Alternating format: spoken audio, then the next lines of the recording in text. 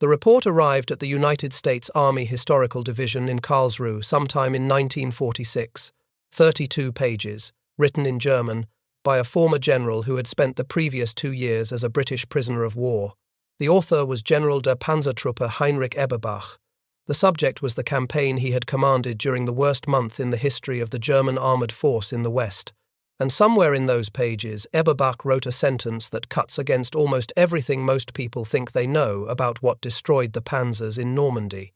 He wrote that the losses of tanks from lack of gasoline were greater than those due to all kinds of enemy armaments put together. Not air attack, not American anti-tank guns, not the Sherman's 75mm main gun, not the fighter bombers that German soldiers called by a name they invented for the terror those aircraft caused. Gasoline. The absence of it. The failure to get it 200 kilometers from a railhead in the French interior to the engine of a Panther or a Tiger 6 kilometers from the front. Eberbach was not a man given to self-pity or excuses. He had led a Panzer regiment in France in 1940, a Panzer brigade on the Eastern Front in 1941, the 4th Panzer Division in 1942. A wound near Stalingrad took him out in November 1942. He recovered and was back commanding the 48th Panzer Corps before the year was out. He had spent 2 years watching what armoured formations looked like when they were healthy and what they looked like when they were dying. He understood what tanks died from when they died from enemy fire, and he understood what they looked like when they died from something else. When he wrote that sentence in Karlsruhe for the Americans, he was not composing a defence of the German campaign. He was filing an accounting. The Foreign Military Studies program had assembled several dozen former senior Wehrmacht officers and asked them, systematically, to explain what had happened in the campaigns they commanded. The program produced hundreds of manuscripts over roughly a decade, held today at the National Archives and Records Administration at College Park, Maryland, in Record Group 549. Most are careful, analytical, and candid in ways German officers could not have been while the war was running. Eberbach's contribution, catalogued as Foreign Military Studies Anine 2-2 and titled Panzergruppe Eberbach and the Falaise Encirclement, runs to 32 pages with 3 illustrations. It covers what he calls the reasons for the German defeat in the period July 1st through August 20th, 1944. The sentence about gasoline is what the whole document builds toward.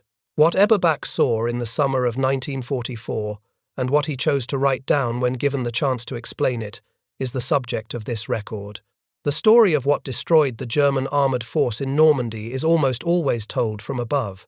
The fighter-bomber pilots come home from their missions and report the columns of burning vehicles on the roads south of Falaise. The photographs confirm the wreckage spread across miles of Norman countryside. Numbers are assembled. A narrative takes shape.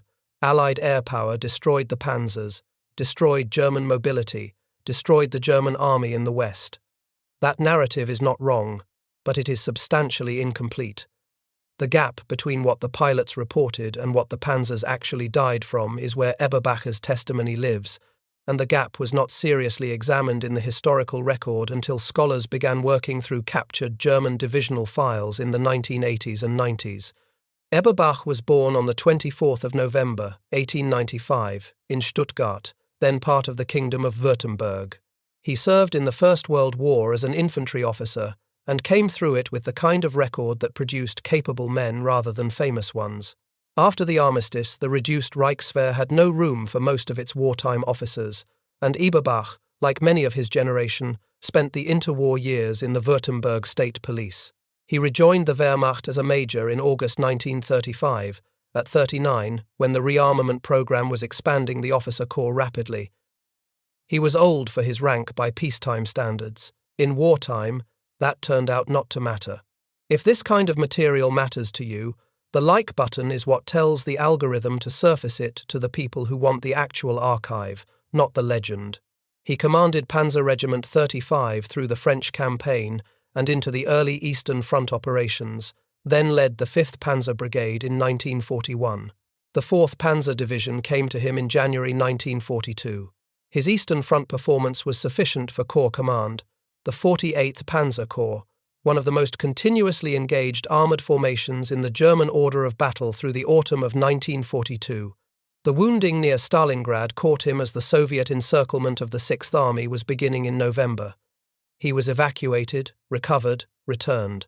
By the summer of 1944, he had accumulated more time in armoured command at divisional and corps level than most of the officers he would serve alongside in France. He arrived to take over Panzergruppe West in early July 1944 and inherited a command that had been effectively decapitated 3 weeks earlier. On June the 10th, 4 days after the Allied landings, a British airstrike found the Panzergruppe headquarters at La Caine in the Calvados countryside south of Caen. The strike killed 17 officers, wounded the previous commander, General Leo Gere von Schweppenberg, and destroyed the group's ability to function at the moment it was most needed. The massed armoured counterattack Panzergruppe West had been positioned to deliver was never launched. Gere was relieved. Eberbach was sent from Corps Command to fill the gap. What he found was not merely a damaged headquarters. It was a supply system already failing before he arrived, failing quietly in ways that daily tactical reports could partially obscure, accumulating toward a collapse that was irreversible by the time he took command. The fuel problem in Normandy had a specific origin, and that origin matters because it explains why Eberbach's accounting pointed toward logistics rather than to combat losses.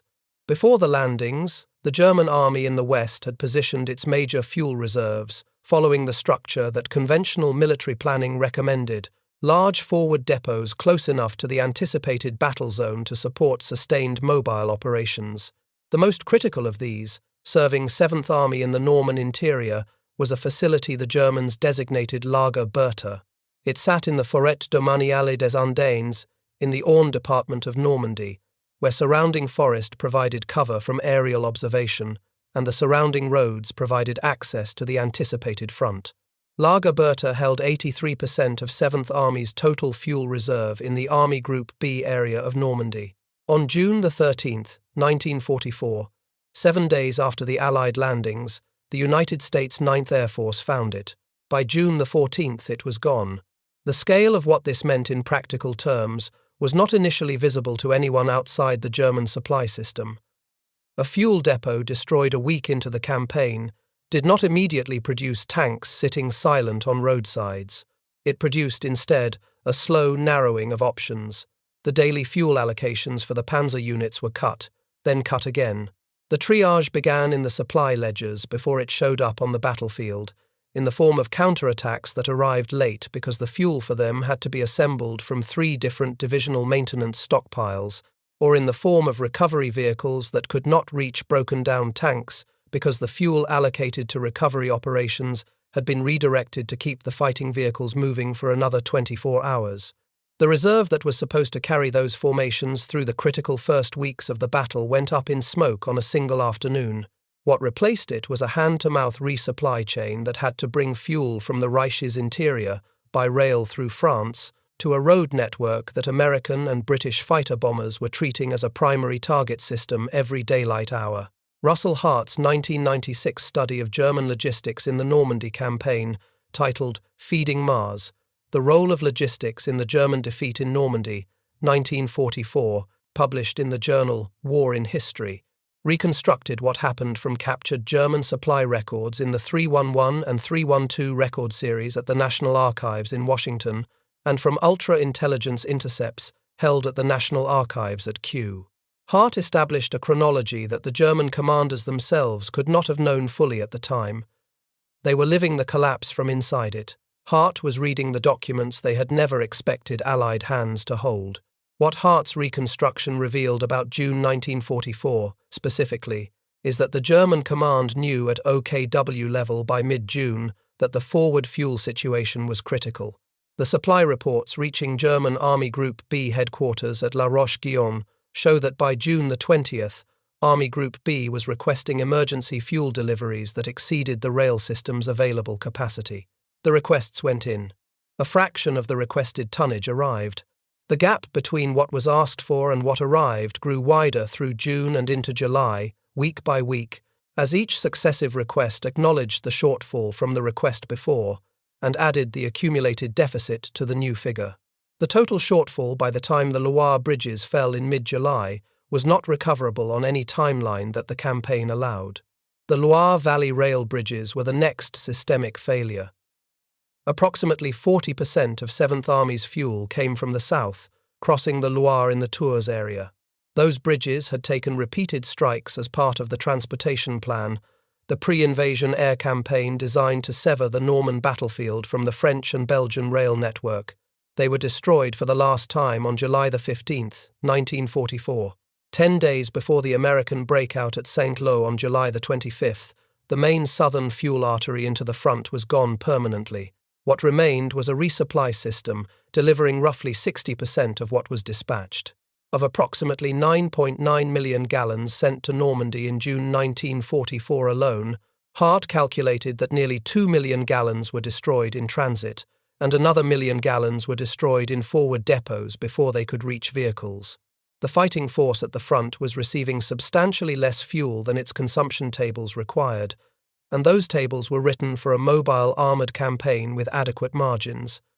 This was not that campaign. It had not been since the afternoon of June the 13th. The numbers for the specific machines conducting that campaign are worth examining directly. The Panther, which formed the backbone of the Panzer strength in Normandy, carried 720 litres. On roads it could travel between 97 and 130 kilometres on that load. In the bocage, where constant gear changes, terrain negotiation, and close tactical manoeuvring never stopped, the range dropped to between 64 and 84 kilometres. The Tiger I was worse by every fuel economy measure, 487 litres per 100 kilometres by manufacturer specification, which meant a full tank gave roughly 140 kilometres on a good road and perhaps 70 in the hedgerows. A Sherman crossed 193 kilometres on 660 litres. The comparison that mattered in Normandy was not German armour against American armour. It was German armour against its own supply chain. A Panther assembling for a counterattack south of Caen, fighting through an afternoon's engagement, then withdrawing to refit, was burning fuel at a rate that the resupply system at 60% of authorised deliveries could not replace.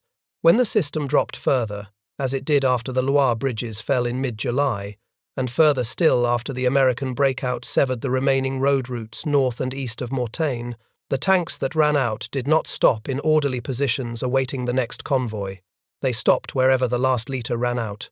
If no resupply truck could reach them, because no truck could survive daylight movement on roads where 9th Air Force P-47 groups were running interdiction around the clock, the crew had one decision: wait and be captured, or set demolition charges and walk. Most of them walked. The P-47 Thunderbolt groups of the 9th Air Force and the Typhoon squadrons of the RAF 2nd Tactical Air Force had been running the transportation interdiction campaign since before D-Day. From June through August 1944, they flew thousands of sorties against French rail lines, bridges, locomotive facilities, fuel storage points, and moving columns. The scale was substantial, but the claim figures that came back from those missions were, as every systematic ground survey would establish, heavily inflated. The pilots were not falsifying reports. They were reporting what they observed: columns stopping, vehicles burning, offensives collapsing. What ground inspectors found when they walked the same ground told a different story about the mechanism of killing.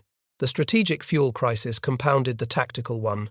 The American 15th Air Force and British Bomber Command had begun attacking Germany's synthetic fuel production in May 1944, targeting the hydrogenation plants at Luna, Pollitz and Brux. By mid-1944, Germany's synthetic output had fallen to less than 25% of its pre-war capacity. Eberbach was commanding a Panzer group at the end of a supply chain being attacked from two directions simultaneously: the tactical interdiction of the routes that fed the front and the strategic destruction of the industrial base that produced the fuel in the first place. Neither problem was one he could fix. Together they were killing his Panzers at a rate that no amount of tactical skill could compensate for. The best documentary evidence for what Eberbach was recording from inside his headquarters comes from a British source with no stake in the German account, the No. 2 Operational Research Section of the British Second Army. After each major air attack on German armoured columns in Normandy, teams from the No. 2 ORS went into the field and examined the destroyed vehicles. Not pilot claims, not assessment averages. They walked to individual wrecks, examined the physical evidence, and recorded what the damage actually showed. Their findings are held at the National Archives at Kew in the WO291 series. Mortain, August the 7th through August the 10th, 1944, is the most closely surveyed engagement in the number 2 ORS record for the Normandy campaign. The battle was the German counterattack toward Avranches that Hitler ordered against the judgment of every field commander who understood the situation on the ground. Eberbach had told General Walter Warlimont of OKW, who visited his headquarters around August the 1st, that he considered the operation hopeless, that American air forces would stop it, and that the only rational course was an immediate withdrawal to the Seine-Yonne line. He said it plainly on the record to an OKW officer. The attack launched anyway, on Hitler's direct authority.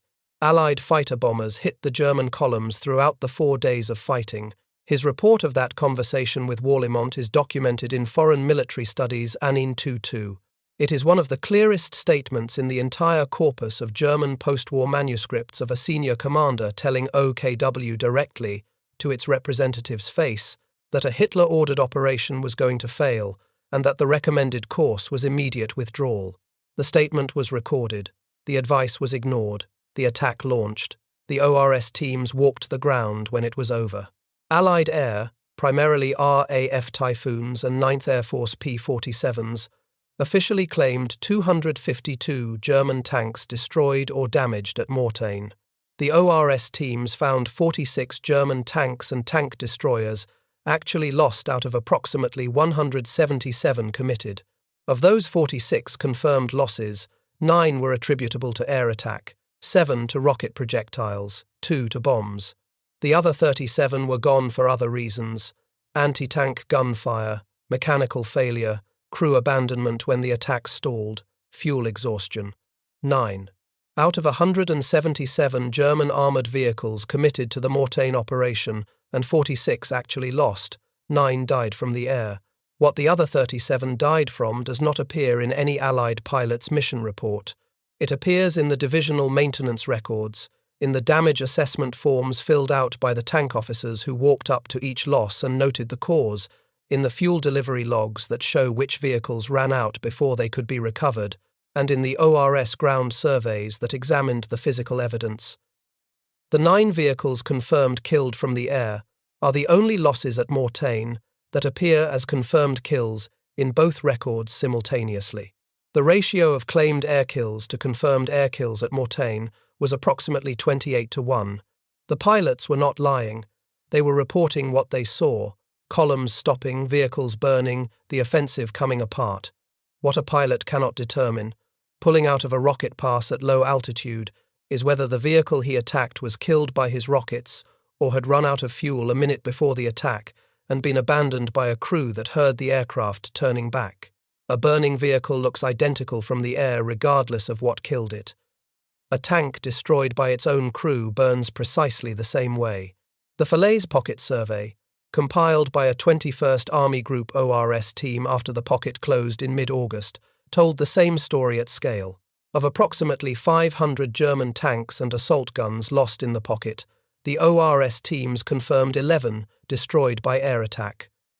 Roughly 1/3 of the destroyed trucks showed evidence of air attack.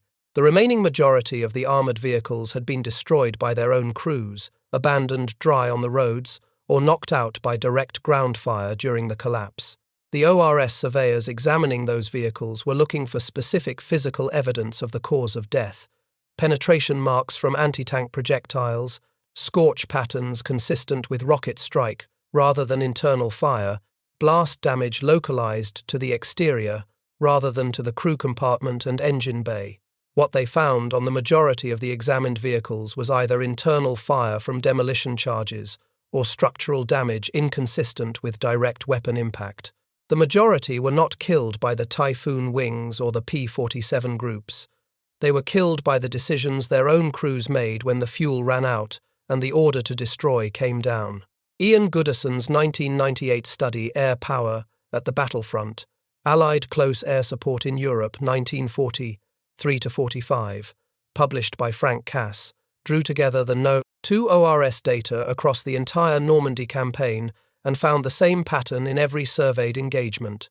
Claimed kills exceeded confirmed kills by ratios ranging from roughly 2-1 at the most favourable actions to something approaching 50-1 in the Falaise pocket.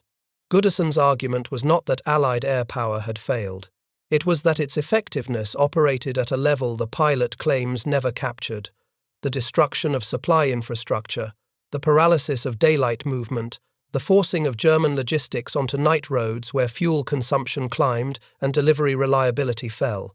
The Roncy action on July 29, 1944, is the single most effective fighter-bomber attack on a German armoured column in the entire Western Theatre by confirmed ground survey.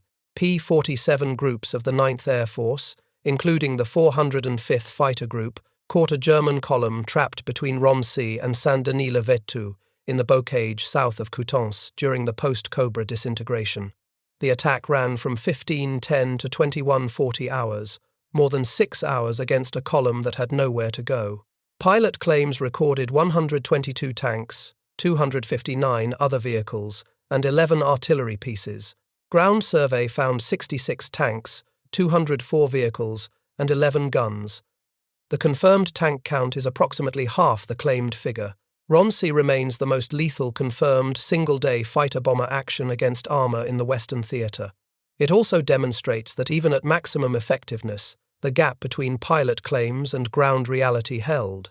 The pattern at Roncy is the pattern across every surveyed engagement in the Normandy campaign. The aircraft were most deadly not against the tanks themselves, but against the supply and transportation network that kept those tanks alive. When the 9th Air Force attacked a fuel convoy on a Norman road, the convoy was destroyed and the fuel in it did not reach the tanks that needed it. When the tanks ran out of fuel 3 days later on a road south of Falaise and their crews set demolition charges and walked away, the crews of the aircraft that had destroyed the convoy did not know they had killed those tanks.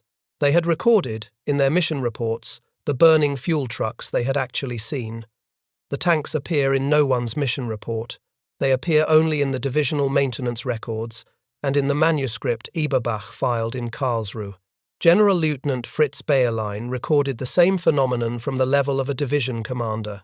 Bayerlein led the Panzer Loire division from D-Day through the Normandy campaign and later through the Ardennes offensive into the Ruhr. After the German surrender, he was held as an American prisoner of war and contributed approximately 20 manuscripts to the Foreign Military Studies program between 1945 and 1947. Those manuscripts were compiled and published by P.A. Spade and Gary Wilkins in Bayerlein. After action, reports of the Panzer Loire Division commander from D-Day to the Ruhr, published by Schiffer Military History in 2005. The passage from Bayerlein's testimony most people know describes the carpet bombing that opened Operation Cobra on July the 25th. The front looked like a landscape on the moon, he wrote, with at least 70% of his personnel out of action in the initial hours. What gets less attention is his consistent account of the supply failure preceding Cobra and running through the entire campaign. The Panzer Loire sat locked in fixed positions south of Saint-Lô for 6 weeks by July the 25th. 6 weeks of bocage combat had not destroyed its tanks in the large numbers that mobile warfare would have produced.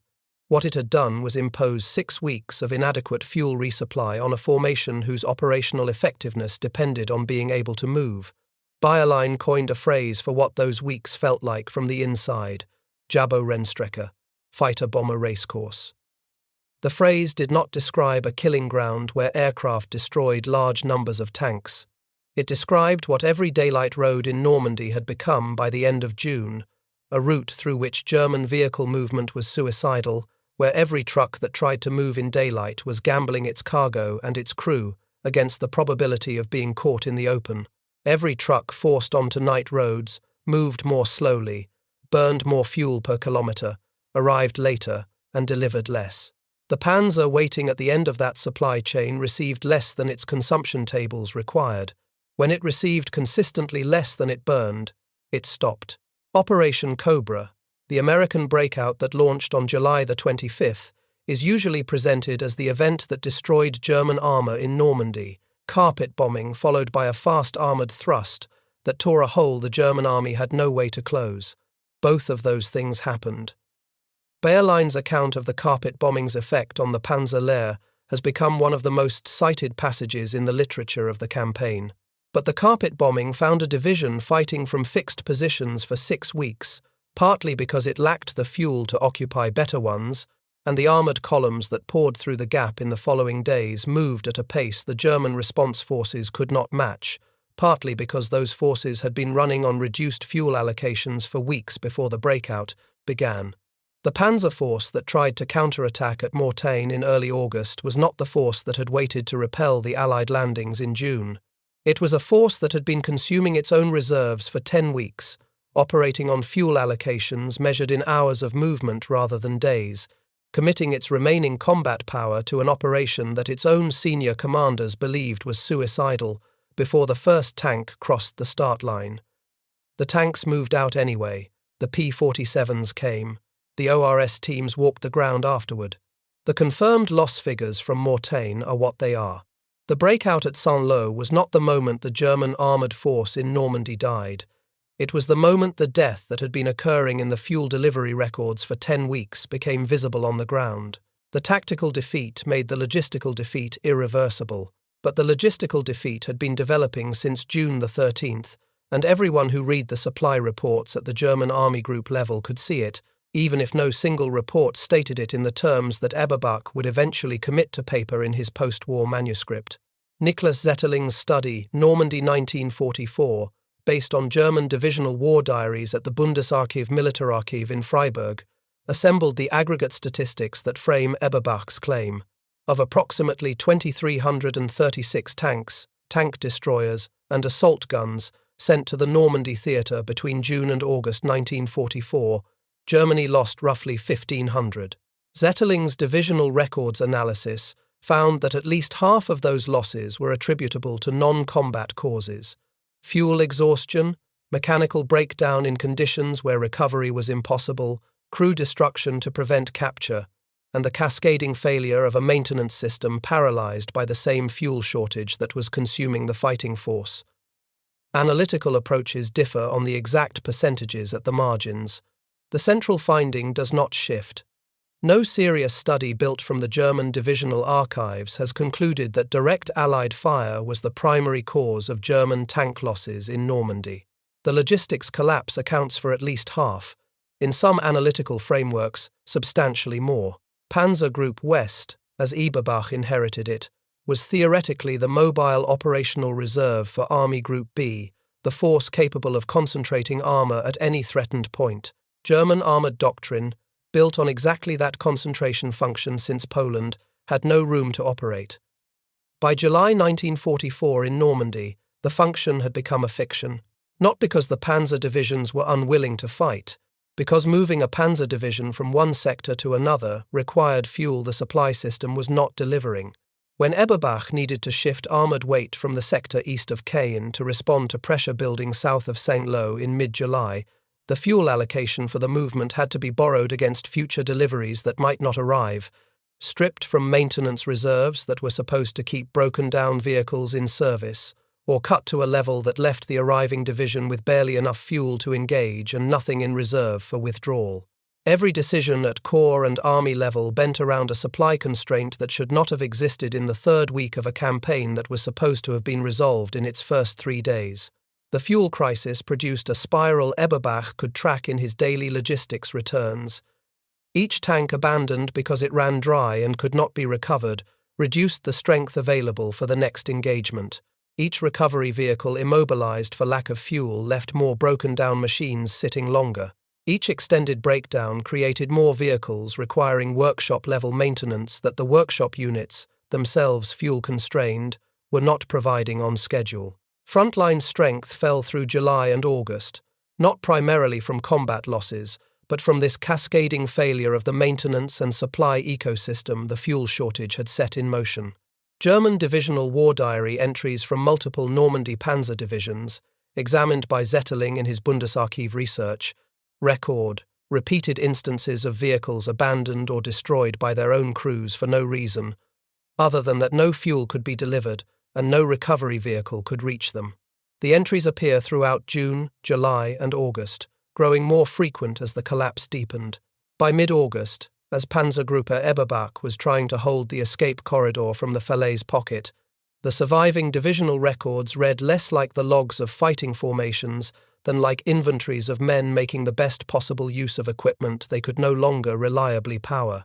Ultra-intercepts of German logistics traffic from late July and early August 1944, held at the National Archives at Kew in the DEFA 3 series, capture the German supply desperation in real time from the Allied side. Hart's Feeding Mars article cites Ultra-Intercept XL 3649 from late July, which records German supply officers identifying the Port Boulay crossing on the Loire as the last remaining intact bridge on the southern axis. The Allies chose not to bomb it, because a low-capacity tertiary crossing was worth more as an intelligence source than as another destroyed bridge. What the intercept confirms is that the German command understood, in late July, the severity of its own supply failure. Allied intelligence was reading the same diagnosis in real time that Eberbach would record in writing 2 years later. The German command in the West was not unaware of the supply crisis as it was happening. The problem was understood at every level, from divisional staff to OKW.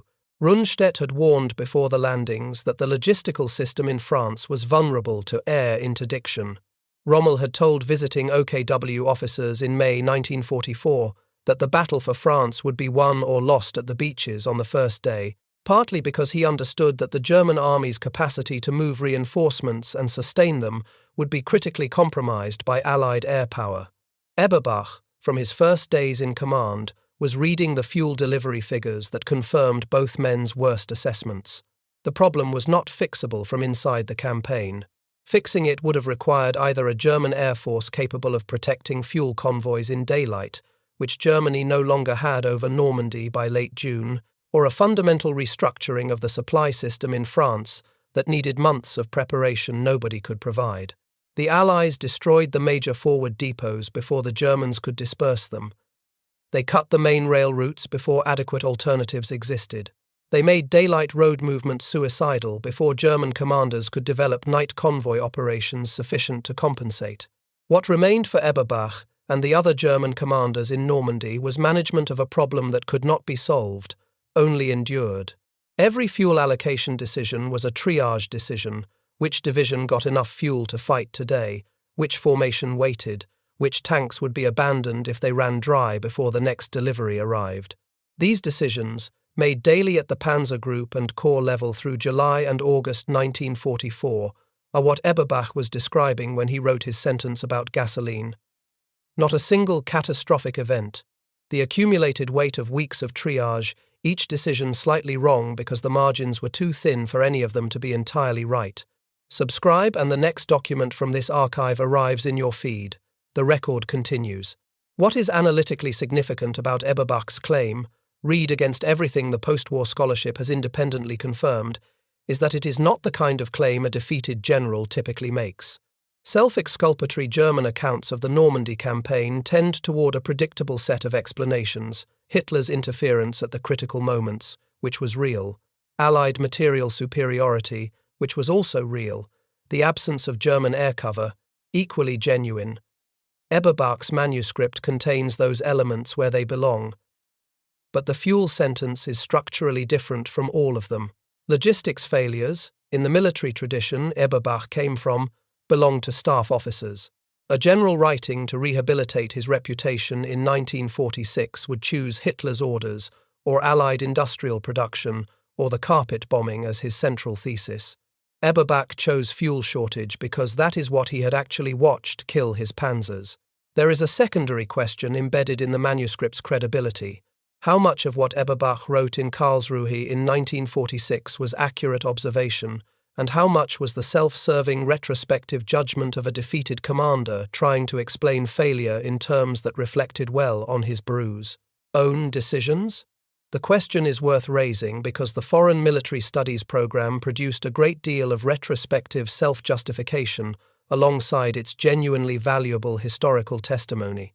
German generals writing under American supervision in the late 1940s had consistent incentives to blame Hitler's interference, to credit themselves with sound counsel that was overridden, and to attribute German defeat to material factors rather than tactical or operational failures.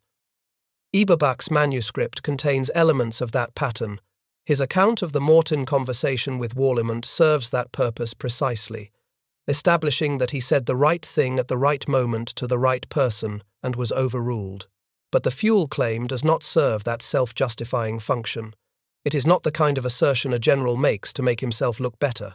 It requires him to say that the formations under his command were running out of fuel, which is an admission that the supply system his command was supposed to manage had failed. It attributes German defeat not to Hitler's recklessness, which can be blamed upward, but to a logistical collapse that belonged to the entire command structure he was part of, not to a single man above him. The claim's honesty is part of what makes it credible, and the post-war scholarship confirmed it, from documents Eberbach never saw, working from evidence he had no access to. Hart from the captured logistics records, Zetterling from the divisional war diaries, Gooderson from the No. 2 ORS battlefield surveys. What that convergence tells us is something precise about the nature of the Allied victory in Normandy. The victory was real. It was total. By September 1944, the German army had been driven from France in one of the most complete operational collapses in modern military history. But the mechanism of that collapse was different from the one that entered popular memory through pilot claims and official after-action reports. American and British air power did not primarily win the Normandy campaign by destroying German tanks in large numbers from the air. It won the campaign by destroying the system that kept German tanks alive: the fuel depots, the rail bridges, the road networks, the supply convoys that moved the fuel from where it was to where it needed to be. The distinction matters because it tells us what American air power was actually doing in the summer of 1944 and how it was doing it. A campaign that destroys 1,500 German tanks by direct air attack is a different kind of military achievement from a campaign that destroys the fuel supply of 1,500 German tanks and causes their crews to scuttle them on the roadsides. Both achievements are real, but they require different things of the aircraft, different tactics, different target sets, and they produce different lessons for the future. The transportation plan, the oil campaign, the interdiction of supply routes, these were the instruments of the Allied victory in Normandy, and they produced their results not by killing Panzers in the way the claims records described, but by starving them in the way Eberbach described. He was a professional soldier who had spent his entire adult life studying what armored formations needed to function. When he wrote his manuscript for the Americans in 1946 and tried to explain why the armored force in Normandy had lost, he did not reach for the explanation that was most flattering to himself or most congenial to the post-war German military tradition. He reached for the one that was most accurate. He had counted the tanks. He had read the fuel allocation records. He knew what the numbers said. Hart from the captured logistics records in Washington, Zetterling from the divisional war diaries in the Bundesarchiv at Freiburg, Gooderson from the No. 2 ORS battlefield surveys at Kew. All of them arrived, working from entirely different documents on entirely different continents, at the same finding the general had reached watching his daily logistics returns in the summer of 1944. The Panzers were not dying primarily from American fire in the way the Allied after-action record described. They were dying from the absence of the fuel that the air campaign had already destroyed before it could reach them. The armoured force escaping the Falaise pocket in mid-August was not being annihilated primarily by direct engagement with Allied tanks. The primary contest of the retreat was between a logistics system failing for 10 weeks and the physical requirement of an armoured vehicle to have fuel to move. By the time the pocket formed, many of the Panzers inside it carried fuel enough for perhaps 1 or 2 more movements. When those movements went toward holding the escape corridor instead of a clean withdrawal, the tanks reaching the roads east of Falaise were running on whatever remained. When they ran dry, the crews set charges and walked. Crews from vehicles never penetrated by any Allied weapon, machines mechanically intact, walked away from tanks that had simply gone empty. Allied pilots flew over those roads the next morning and counted what they found. The scale of what they counted was genuine. The roads east of Falaise and north toward the Seine were littered with vehicles of every type: trucks, half-tracks, artillery pieces, staff cars, and tanks. The columns stretched for miles. Some of the vehicles showed the telltale penetration damage of direct fire. More showed the scorch marks of demolition charges set by their own crews. Others simply sat intact, their engines cold, with nothing visibly wrong except the absence of fuel, the one substance nothing could run on. Allied pilots circling overhead at low altitude in the August morning light could not distinguish among them. They counted everything that was not moving as a kill. There is a Tiger I tank on a plinth at Vimoutiers, in the Orne department of Normandy. It is Tiger I number 234. It ran out of fuel on approximately August the 21st, 1944, while attempting to reach a position east of Falaise. The crew set demolition charges and left on foot. When French workers cleared the area after the liberation, the tank was too heavy to move, so it was eventually restored and mounted on the plinth where it stands today. There is no penetration damage from Allied anti-tank fire on it, no sign of air attack. The driver's hatch is still functional. The gun traverse mechanism is intact. It is a machine that stopped working not because anything broke it, but because nothing fed it. A tank killed by the absence of what Eberbach described, standing on a plinth in a Normandy town, as uncomplicated a piece of documentary evidence as a tank can be. Eberbach entered British captivity on August the 31st, 1944. The 11th Armoured Division of the British Second Army, advancing as part of 30 Corps under Lieutenant General Brian Horrocks, took Amiens early that morning with the speed the British armoured pursuit had developed in the weeks since Falaise. Eberbach was in a billet in the city. Elements of the 3rd Royal Tank Regiment and the 8th Rifle Brigade came through before he could leave. Major General G.P.B. Roberts, commanding the 11th Armoured, personally escorted him to Horrocks. Anthony Beevor's account in D-Day, The Battle for Normandy, published by Viking in 2009, records the capture as coming before the morning was well advanced.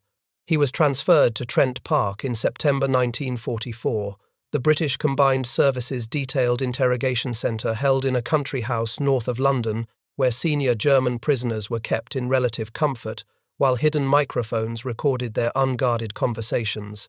The archive of those recordings, approximately 100,000 pages of transcripts, is held at the National Archives at Kew in the WO208 series. Sonke Neitzel's analysis, published in English by Frontline Books in 2007 as Tapping Hitler's Generals, drew on the full transcript record. Eberbach's most significant contribution to the Trent Park record has nothing to do with fuel. On July the 17th, 1944, he had been the last senior German officer to speak with Field Marshal Erwin Rommel before an RAF Spitfire strafed Rommel's staff car near Sainte-Foy de Montgomery and fractured his skull. Rommel told him that afternoon, plainly, that Hitler had to be killed. 3 days later, the bomb went off in the Wolf's Lair conference room. Rommel survived only to be offered the choice of a public trial or a private suicide in October 1944. At Trent Park, speaking without knowing the microphones were running, Eberbach repeated what Rommel had said. His account is the strongest contemporaneous evidence in the documentary record that Rommel knew and broadly endorsed what the plotters were planning. He repeated it within weeks of the conversation, under conditions where he believed he was speaking privately with fellow prisoners. The transcript is in the Kew archive. Neitzel's analysis draws on it directly. Rommel was strafed and grievously wounded that same July evening. Eberbach was captured at Amiens 44 days later. The two men never spoke again. He was released from British captivity on January the 6th, 1948, having spent 3 years and 4 months in British detention facilities. He was 52 years old. The Bundeswehr that would eventually form in 1955 did not offer a place for former generals of his generation in its initial structure, and Eberbach did not pursue a military career in the new West German state. He worked in his later years for the Evangelische Akademie Bad Boll, a Protestant educational institution in Baden-Württemberg that functioned as a forum for civic and theological discussion in the Reconstruction years. He died at Notzingen on July the 13th, 1992, 96 years old. If this material matters to you, a like is what keeps it surfacing to the people who want the record over the claim. Subscribe and the next document finds you. General der Panzertruppe Heinrich Eberbach commanded Panzergruppe West, redesignated 5th Panzer Army, from early July 1944. He led Panzergruppe Eberbach from August the 8th through August the 31st, 1944, when the 11th Armoured Division captured him at Amiens. He served briefly as acting commander of 7th Army during the final days of the Seine retreat. He was held in British captivity at Trent Park and other facilities until his release on January 6, 1948. He was never charged with any war crime, never tried, and never identified in the post-war war crimes proceedings. He died at Notzingen, Baden-Württemberg, on July 13, 1992. Foreign Military Studies, Anine 22, Panzergruppe Eberbach, and the Falaise Encirclement, is held at the National Archives and Records Administration at College Park, Maryland, in Record Group 549. A reading copy is held at the United States Army Heritage and Education Center at Carlisle Barracks, Pennsylvania. The catalogue entry describes it as covering the period July 1st through August 20th, 1944, with the reasons for the German defeat in that period. 32 pages, 3 illustrations. The sentence about the fuel runs to fewer than 30 words. He earned every one of them. The men who saw America in war wrote what they saw in their own hands. This record is one of them.